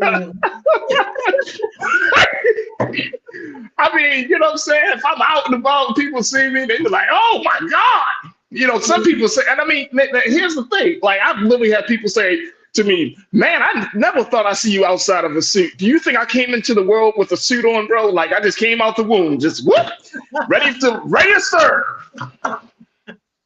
So basically, the takeaway is if my behaviors outside of work on my personal time are not interfering with the work and with the people at work and bringing no harm to others, then this should not be an issue. Is that the point that we're getting at? That's what I'm saying, because just simply because that's a little bit, as we talk about stand on business, you can stand on that. You got to actually, now this according to Mr. Gao, he said there was no due process. They never asked him questions or he didn't get a chance to tell his side of the story. But more importantly, he said he was never told what was the violation. Like if you're talking about a code of ethics, does that extend to your bedroom? I mean, your job, they're talking about a code of ethics in accord with the job, right? The boundaries of the job. I don't think anybody would sign a code of ethics that it says, and if we find you doing something, like you're not God. Like who is this? Typically that, but it might be worded differently, like any inappropriate behavior, because at the end of the day too, there is probably being viewed as the fact that he's the chancellor, right? At the university, so you're representing the university. So not necessarily in your off time, but other behaviors. So again, I think they wanted to do damage control and get in front of it. Whether we think it's right or wrong, Farajii, I think that was their deal with taking this step. But I do think it's unfair that he didn't get his due process, you know, for them to actually have a hearing. And then, you know what, something could also come up too, where he might then push back and say, well, hey, like, to his point, my wife and I have been doing this for years. Maybe you didn't do a thorough background check or whatever the case may be if this was an issue, because I've been in this role for however long he's been in the role. And like these videos aren't something new. It's not like it's new to y'all just discovering it. But me and my wife have been doing this for years. And obviously, look, obviously for the man to even bring this up into the conversation, just like you said, Corinna, like he was like, I've been doing this for years. Y'all finally catch it up. If he's not sexually harassing somebody else, if he's not sleeping with a student, and it's in the confines of his marriage. This is what him and his wife, a consensual partner, wants to do. Right, but we have to be realistic in the sense that depending on who it is, it will depend on how much or if at all we would extend any grace. And that's just real. I mean, like, that's true. I think that's true. Who they want to give grace to. And if this was someone else who was well known, let's say in the atmosphere, that's why I brought up, you know, someone as big as the president. this would be an issue. We got to be honest. Like, that's just a fact. This would be an issue. And here's the thing. Okay, so if this is such an issue, what does this say about the university's stance on marital relations? And we got to be very careful about this, right? Because as much as you talk back down on a married man doing this with his wife, right? And even if he shares it in a different internet corner, right?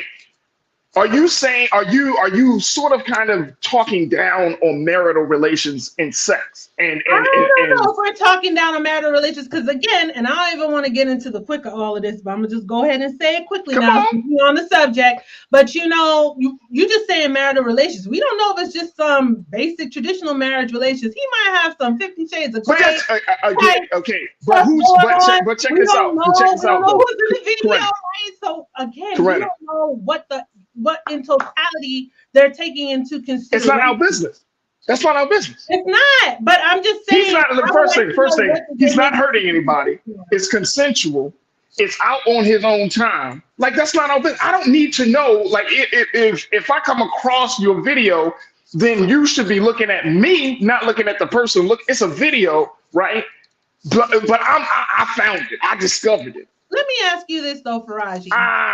Do you think, and I'm just curious now, because I just gotta go ahead and say it. Do you think that, whether we're agreeing that this is right or wrong, right, with the chancellor, right? Do you think to an extent, given that he has his white male privilege, that he thought, if this ever comes out, this will never be an issue? Because I can't imagine if it were somebody Black who worked at the university where they could get this pushback, that they would be supportive, be like, no, you're doing this on your personal time. It's not an issue.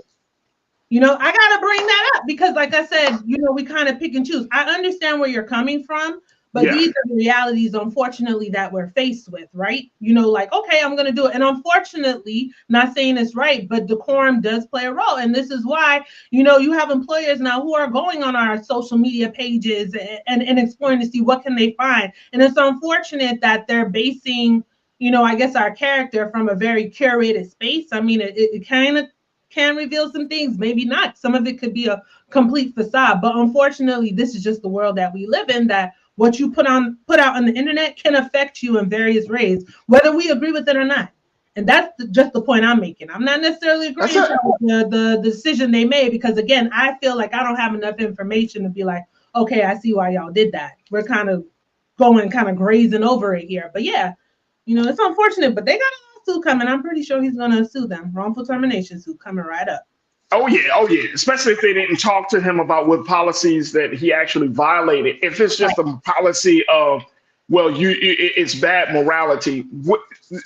And I'm not saying that he had to put it out there, but if I was him, I would be like, how is it bad on a moral front that I'm actually enjoying myself with my wife? Yeah. So perhaps now the argument is not about whether this was right or wrong. The argument is, are they justified? Well, that's how it's going to be contextualized, though. That's how it's going to be contextualized. In the university's eyes, it's going to be contextualized as you're wrong because it's not the representation. Again, and this is, if you think about it, it's very oppressive, because it's like you're wrong for what? For just doing what married people do? He's been putting out the videos for years. He probably got an OnlyFans too, child. I'm sure he has a whole show. He actually has a whole show. Some revenue from this. He'll be fine. They actually. I'm just saying. Again, at the beginning of this discussion, somebody quote unquote discovered this. I would be checking on the person that discovered this, doing an investigation. Yeah, they saw his whole face and they were like, "Oh yeah." I bet you. How much you want to bet it was a student? No, it was probably. You know what? No, it wasn't no student. No, this ain't no student. This was an adult that was mad about their own marital life. That's all I'm gonna say. I'm just saying, they'd be like, "Oh, that's Joe." University, then maybe they would have walked on eggshells with this one, right? But if a student brought it to their attention, they were probably like, "Oh shit, yeah, we." Nah. It was an adult. It was an adult, and they were mad at Joe, and they were like, "Oh, Joe, okay, Joe." It's probably one of his colleagues. He got that revenue coming in. He's gonna be all right. Well, Hey, look. I'm interested to see how this turns out for him. Hey, Coretta, can you imagine the last day when he had to pack up the box? Like, when everybody looking at him like, Joe, you're leaving, Joe?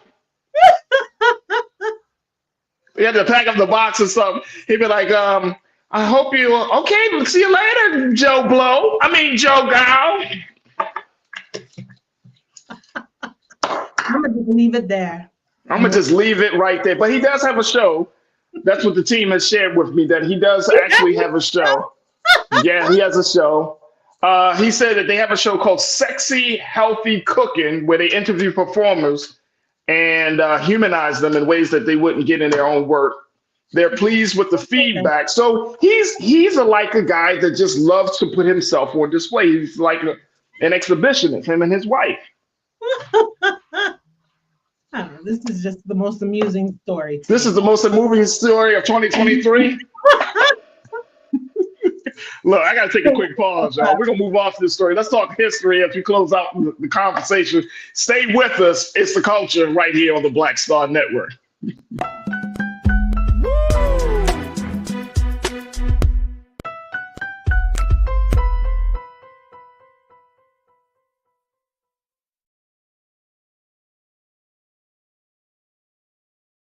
Pull up a chair, take your seat. The Black Tape with me, Dr. Greg Carr, here on the Black Star Network. Every week, we'll take a deeper dive into the world we're living in. Join the conversation only on the Black Star Network. Black Star Network is here. Oh, no punch! I'm real revolutionary right now. Thank you for being the voice of Black America. All momentum we have now, we have to keep this going. The video looks phenomenal. See, there's a difference between Black Star Network and black-owned media and something like CNN. You can't be black-owned media and be scared. It's time to be smart. Bring your eyeballs home. You dig?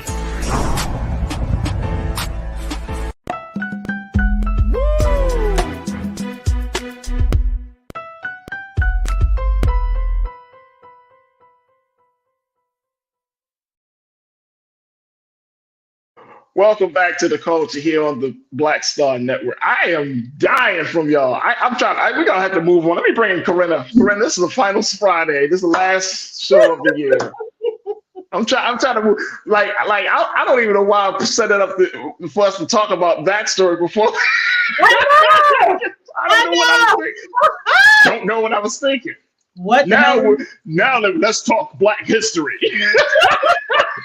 Yeah, that's the premise. We're gonna talk about the porn and then talk about history. But okay. Talk about Black history. Let's shift gears. Let's shift gears a little bit, y'all. Culture. I hope y'all enjoying this conversation, man. This is wild. All right. Anyway, as we close out 2023, and this is the last Friday of the year, and of course, we're just a few days into the Kwanzaa celebration of 2023. I thought about this story, and I saw this story, and I've been wanting to talk about this, where in South Carolina, they're getting their only civil rights museum, thanks to famed photographer Cecil Williams. His photography will actually be serving as the basis of a civil rights museum marking how Black Americans fought against segregation and discrimination in the state. And this is in Orangeburg, South Carolina. So I'm gonna lean on my sister Lana, who I know has probably been down in Orangeburg, or she probably knows somebody in Orangeburg. Because Lana knows, she know that southern part of the country. But it's the first civil rights museum that this part of that South Carolina has. And they're going to use his photos and all of his work. He has millions of photos. They're going to be digitized and categorized. And it's going to be the basis of a museum. So it's going to teach about segregation and discrimination. And he's 85 years old, Corinna. Cecil Williams, photographer, 85 years old. He turned 85 last month. And he said, images can be very powerful storytelling, and the struggle to get the rights we were due under the United States Constitution is a very powerful story. Let's give Mr. Cecil Williams, let's give him a horn or something, a little hand clap, because his advocacy to get something. There we go. He also said this. He said, we talk about superheroes like Superman or the Black Panther, but I wish young people would realize there are superheroes in their neighborhoods who fought injustice every day. Come on, Mr. Williams. That's so Come on, Mr. Williams. Hey, look, Lise and team, let's pull up a picture of Mr. Cecil Williams when y'all get a chance so that the people can see what our brothers looks like.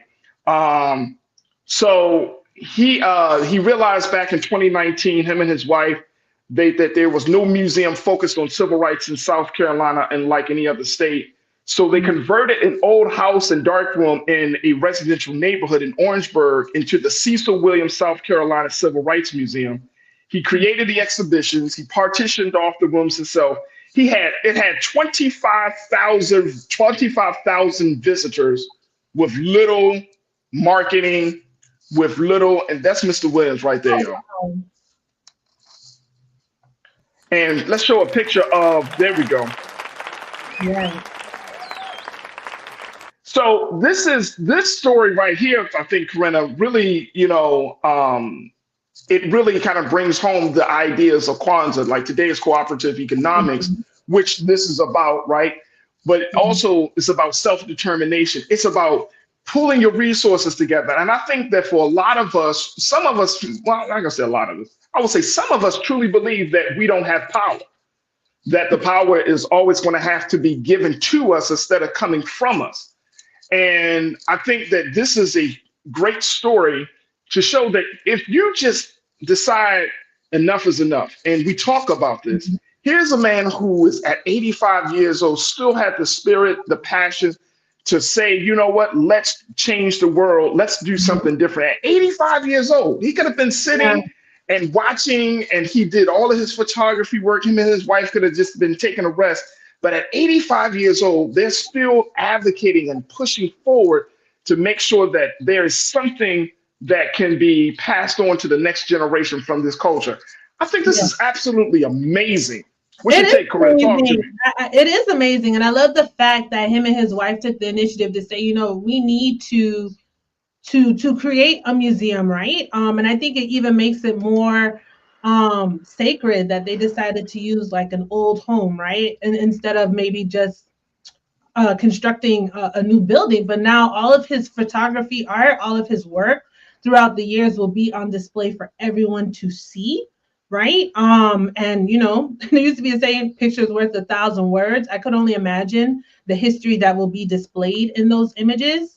And for a lot of people right there in South Carolina who, born and raised, will get to see some of their history and their roots there in their home state. So, yeah, I think this is amazing. I hope that we kind of see maybe some more things like this. People who have photographs and artifacts to display those works, because we've kind of moved away from like those traditions, right, Farajii? Like now you could take a picture with your phone, but you'll get to see some of that actual print work that he has to in a dark room and have on display. Like, we don't have that anymore where we're flipping through the photo albums. Everything's kind of, digital. But yeah, that'll be something I could imagine amazing to see. So yeah, I think it's very important. Pictures, like I said, are worth 1,000 words, and there's so much, conversation that just by looking at an image, right, that you can pull from and discuss.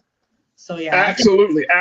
Corinna, Alana checked in, and she made this point. She said Orangeburg is one halfway. I told you. I know Lana. She know the South, man. She said Orangeburg is a one halfway between Columbia and Charleston. Imagine the trail of tears that location has seen, blood, sweat, and tears that location has seen. She said, I'm sure he had some amazing content. I can't wait to attend. Yeah. And this is really big. He displays the Bible of the Reverend Joseph Delane, one of the plaintiffs in the Briggs versus Elliott, who organized Black parents to fight their local school district over its grossly unequal schools. He also is showing Delane's long gun. So he got this. So Pastor Delane had a Bible and a gun. This is how the South raised him. Long gun, which he used to protect himself and his family when racists came to attack them one night. So he has that. He said, Mr. Williams said, sometimes in history being first matters, and this is one time when it should have mattered. So he is establishing this. So in the next year or so, according to the report, Mr. Williams hopes to move his museum into a building 3 times larger in downtown Orangeburg with full-time staff. And it's part of a $23 million federal grant to revitalize Railroad Corner in Orangeburg as a gateway to the city that is nearly 3/4 Black with 2 neighboring historically Black universities. And it's the culmination of years of trying to get support from anyone who will listen. Come on, let's give another horn for Mr. Williams, man. Look, let me tell you this. And imagine how many photographs he has. Oh my gosh, thousands of Come on. that he's going to need to eventually construct a larger building, a larger facility to house all of this work. Absolutely. Here's the final note he said. He said, we're running out of time, Corinna. He said, I'm running out of time. He said, I have tried for 4 or 5 decades to make an impact, to make our history known. 4 to 5 decades, 40 to 50 years? A long time. And you are still, see, this is what we're talking about when we say staying committed. Yeah. He has found his lane, and he had to stay in his lane, keep advocating, keep pushing, keep speaking up, right? Until it happened. Then he decided, I'm going to put something together for myself. And then we're going to make it big. 25,000 people come out to see him with no marketing, little to no marketing. And then I think the it's state also taking into consideration too, given that we see all the attempts to strip our history and water it down and act like it doesn't exist. He sees the urgency, especially in now, to kind of pass the baton to the younger generation, making sure we know our history, we know who we are, so that we can actually create the world we want to see and build a future for ourselves, right? So I would imagine that has that's a lot of the reason also too behind this, so that our history is not erased. Like, that's what I'm saying. Photographs, and he wants to make sure, especially our young people, know it and cherish it and value it. So that is absolutely. So big shout out to Mr. Cecil Williams, 85 years old. Big shout out to his wife. They've taken on the great responsibility of educating South Carolinians about this history in Orangeburg, South Carolina, the only civil rights museum in the state. And now they're finally getting some credit in establishing this museum. And more importantly, they're finally getting the resources and the money from the state to establish this. So God willing, you folks will start to be able to see this Civil Rights Museum. I'm sure they're going to name it after him, the Cecil Williams Civil Rights Museum in South Carolina. But what a great way to end 2023, Corinna. They're talking about the great determination that, and I think the big lesson I gleaned from this story is the fact that regardless of what's happening, regardless of who is coming after you, that you got to stay focused. And then guess what? God is going to make a way for you. God is going to make a way for you as long as you stay consistent in your efforts to do what's right. Guess what? You will be rewarded greatly in consistency. So here's a man who has done 40 to 50 years of advocacy and work. And he's finally in his what they say, his twilight years, starting to see it come into fruition. Yeah. Well done, Mr. Williams. Absolutely well done. Absolutely. All right, Corinna, our time has been very well spent. Thank you so much. I hope you have a safe and prosperous transition into the new year. God willing, we will reconnect with you next year in 2020. What's your resolution? What's the resolution you got real quick, Corinna? What you want to work on for yourself? To be consistent and persevere. You know, despite trials and tribulations that we can't avoid, just to stay focused on the goal, no matter what, you know? That's it. I think that's all we can do. But thank you for a great year. Fantastic year. I look forward for more to come in 2024. Absolutely. And I think my resolution would is to be more intentional. Be more intentional. I feel like that once you set your intention, you know what I mean? It opens the door and the conversation for everything else. So just to be more intentional. So God willing, we'll be able to do that next year. Crew, I cannot thank y'all enough. Let's thank the crew, y'all. Let's thank the crew yes, for their consistency, their support. It's been a fantastic 2023. God willing, we're going to go into something together. But let's all I know there's going to be a lot of celebration and everything, but something that I heard the minister say one time, he was like, as you talking about transitioning into the new year, that you take the time to truly reflect, to truly think over all that has happened. And that I know that some churches do it, others don't. But make sure that y'all say a prayer. Prayer for those who are here, prayers for those that we lost over the year, and that their family finds some peace and healing. But this is a very critical time, as much as it's a joyous time for the things that we're doing. We're also saying that this is a time of great darkness and uncertainty in this country, especially for Black people in this country. So let's hope and pray that we get through this transition, not just of this calendar year, but we get through the next year together, whole, in the same space of mind, and that we truly, truly usher in a movement of peace and understanding and knowledge. So I thank y'all so much for y'all support. Thank you, Corinna. I truly appreciate you for being so good for the culture. Peace, right. 2024. Oh, absolutely. Stay woke. Stay woke. All right, thank y'all so much for tuning in. Big shout out to the big guy, Big Brother Roland Martin, for once again providing the space and the place for us to have these conversations here on the Black Star Network.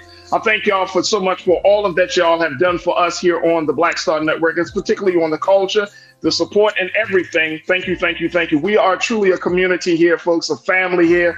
It's been an amazing journey this year. So God willing, we will talk on Monday. Stay tuned. Up next, 6 p.m. Eastern Time is Roland Martin Unfiltered. As always, never be afraid to challenge what's wrong. Stand for what's right while being yourself in the process. And God willing, we will see each other on Tuesday. That's right, on Tuesday for another live show right here of the culture, right here, only here, exclusively here on the Black Star Network. Go to our website today at blackstarnetwork.com.